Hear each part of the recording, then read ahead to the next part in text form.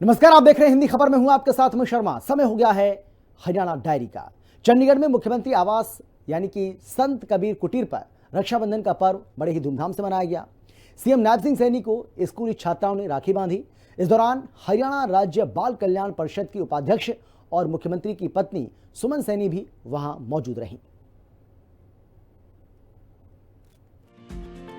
रक्षाबंधन के विशेष मौके पर पंचकुला जिले के 2 सरकारी प्राइमरी स्कूलों और रायपुर रानी के welfare centre for person with speech and hearing impairment की छोटी बच्चियां शिक्षकों के साथ संत कबीर कुटीर पहुंची और मुख्यमंत्री नायब सिंह सैनी की कलाई पर प्रेम, विश्वास और सुरक्षा का प्रतीक राखी बांधी। स्कूल यूनिफॉर्म में पहुंची इन बच्चियों ने मुख्यमंत्री की कलाई पर रंग बिरंगी राखी बांधी तो मुख्यमंत्री सैनी ने उन्हें उपहार और आशीर्वाद दिया। मुख्यमंत्री ने बच्चियों के साथ बातचीत की। उन्होंने बच्चियों की पढ़ाई लिखाई, खेल कूद और आगे की योजनाओं के बारे में जानकारी ली। उन्होंने बच्चियों को शिक्षा में आगे बढ़ने और समाज में अपनी पहचान बनाने के लिए प्रेरित किया। इनमें पंचकुला शहर के government model Sanskriti primary school sector 26 और सेक्टर 4 की 12 बच्चियां और welfare centre for person with speech and hearing impairment Raipur Rani से 8 बच्चियां शामिल रहीं। इस अवसर पर उनके साथ जिला शिक्षा अधिकारी संध्या छिटकारा, जिला विज्ञान विशेषज्ञ पूजा, जिला सांस्कृतिक समन्वयक दीपा रानी के अलावा इन स्कूलों की शिक्षिकाएं भी मौजूद रहीं। खास बात है कि महिला शिक्षिकाओं ने भी मुख्यमंत्री को राखी बांधी। मुख्यमंत्री नायब सिंह सैनी ने इस मौके पर कहा कि रक्षाबंधन केवल भाई बहन का त्योहार नहीं बल्कि ये प्रेम, त्याग और सुरक्षा की भावना का प्रतीक है। ऐसे मौके हमें अपनी संस्कृति और परंपराओं से जोड़ते हैं और समाज में भाईचारे और सौहार्द की भावना को मजबूत करते हैं। उन्होंने कहा कि बच्चों की मासूम मुस्कान और स्नेह उन्हें नई ऊर्जा और उत्साह प्रदान करते हैं। वे राज्य के विकास और बच्चों के उज्जवल भविष्य के लिए और अधिक मेहनत करने के लिए प्रेरित होते हैं। इस दौरान बच्चियों ने मिठाइयां बांटी। सामूहिक फोटोग्राफी ने इस आयोजन को यादगार बना दिया। रक्षाबंधन का पर्व है। आप सबको मैं रक्षाबंधन के पर्व की भी बहुत बहुत बधाई देता हूं, शुभकामनाएं देता हूं। रक्षाबंधन का पर्व है, भाई बहन के पवित्र दिन का ये पर्व है। आप सबको मैं बहुत बहुत बधाई देता हूं, शुभकामनाएं देता हूं। ब्यूरो रिपोर्ट, हिंदी खबर। एआई की दिशा में हरियाणा सरकार ने बहुत बड़ी पहल की है। आंगनबाड़ी केंद्रों, सिविल अस्पतालों, सेमग्रस्त भूमि और महिला छात्रावास को लेकर भी सरकार ने बड़ा फैसला लिया है। उधर देश के पूर्व राष्ट्रपति रामनाथ कोविंद राजभवन पहुंचे, जहां उनका गर्मजोशी के साथ स्वागत किया गया। वहीं इजराइल के राजदूत रेउवेन अजार ने मुख्यमंत्री नायब सिंह सैनी से शिष्टाचार भेंट की। इसी को लेकर देखिए ये रिपोर्ट। एआई सेंटर बनाएगी हरियाणा सरकार। इजराइल के साथ मिलकर सेंटर होगा स्थापित। सेंटर ऑफ एक्सीलेंस बनाने पर सरकार का जोर। एआई के क्षेत्र में हरियाणा सरकार के बढ़ते कदम। प्रदेश की नायब सिंह सैनी सरकार इजराइल के साथ मिलकर हरियाणा में ग्लोबल आर्टिफिशियल इंटेलिजेंस सेंटर स्थापित करने की तैयारी कर रही है। इस संबंध में हुई बैठक में राज्य में सेंटर ऑफ एक्सीलेंस बनाने पर जोर दिया गया।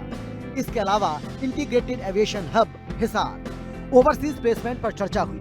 अभी ओवरसीज प्लेसमेंट के माध्यम से 180 से अधिक युवा इजराइल में नौकरी कर रहे हैं। स्वास्थ्य क्षेत्र में इजराइल से 5000 नर्सों को नौकरी देने की मांग आई है। 2000 आंगनबाड़ी केंद्र होंगे सक्षम।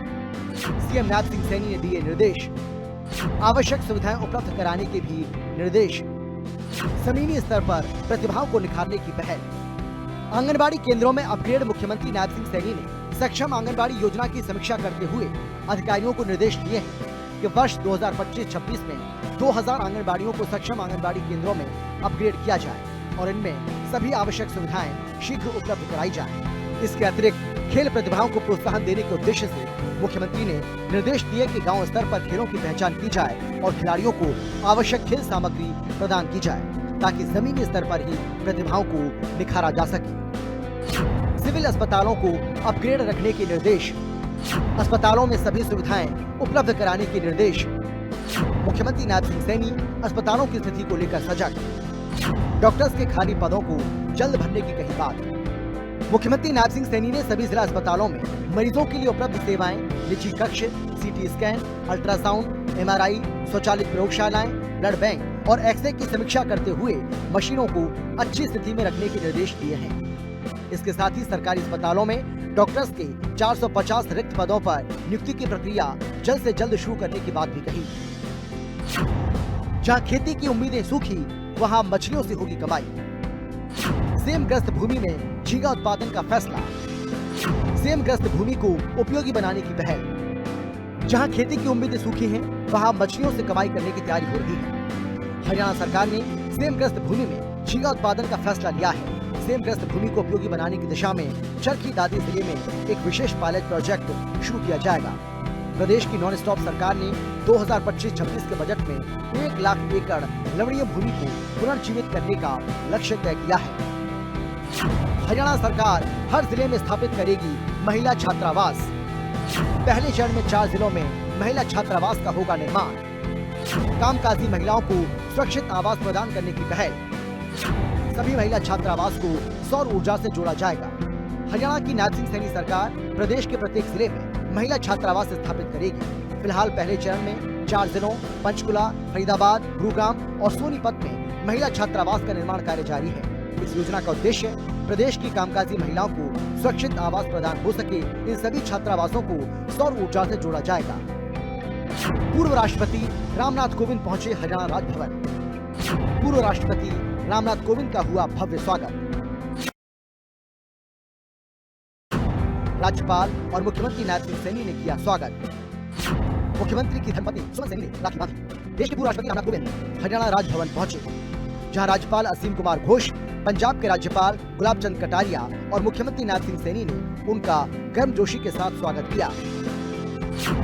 इजरायल के राजदूत रेउवेन अजार ने शिष्टाचार भेंट की। मुख्यमंत्री नायब सिंह सैनी से मिले इजरायल के राजदूत। दोनों के बीच कई महत्वपूर्ण विषयों को लेकर हुई चर्चा। संत कबीर कुटीर में दोनों के बीच हुई मुलाकात।